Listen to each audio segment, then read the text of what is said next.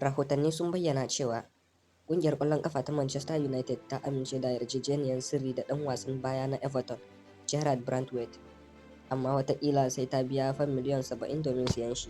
Ana kallon ɗan wasan mai shekaru 21 a matsayin matashi mai tsaron baya a gasar Premier, duk da cewa bai samu shiga tawagar 'yan wasa 26 na Ingila da za ta buga gasar nahiyar Europe ba.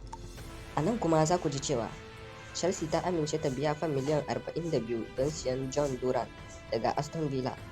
Kamar yadda rahotanni suka bayyana, Duran ya koma Aston Villa daga wata ƙungiya mai suna Chicago Fire kan euro miliyan 14 a watan Janairu 2023. Don wasan ya zama mafi tsada na biyu a tarihin MLS League bayan Miguel Almiron na Newcastle. Edin Terzic ya bar Borussia Dortmund bayan mummunar rikici tsakaninsa da ɗan wasansa Mats Hummels. Kocin na ƙungiyar ƙwallon ƙafa ta Borussia Dortmund, Edin Terzic, ya bar ƙungiyar nan da makonni biyu kacal bayan ya jagoranci ƙungiyar zuwa wasan ƙarshe na zakarun Turai.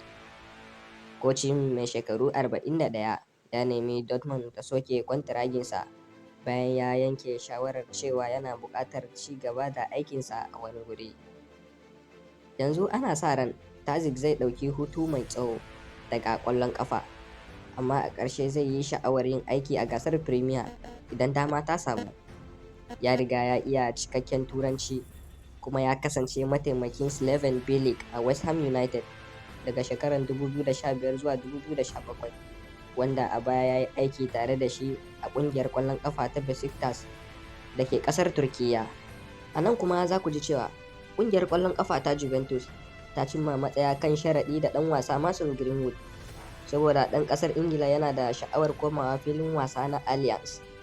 Greenwood ya shafe kakar wasa ta bara a matsayin aro a ƙungiyar ƙwallon ƙafa ta Getafe da ke La Liga, bayan an kore shi daga ƙungiyar farko ta Manchester United saboda wasu dalilai na waje. Ɗan wasan yana ɗaya daga cikin gwanayen hazaƙai da ƙungiyar Red Devils ta samar a baya-bayan nan, amma yanayin na nufin ba zai sake buga musu wasa a Old Trafford ba.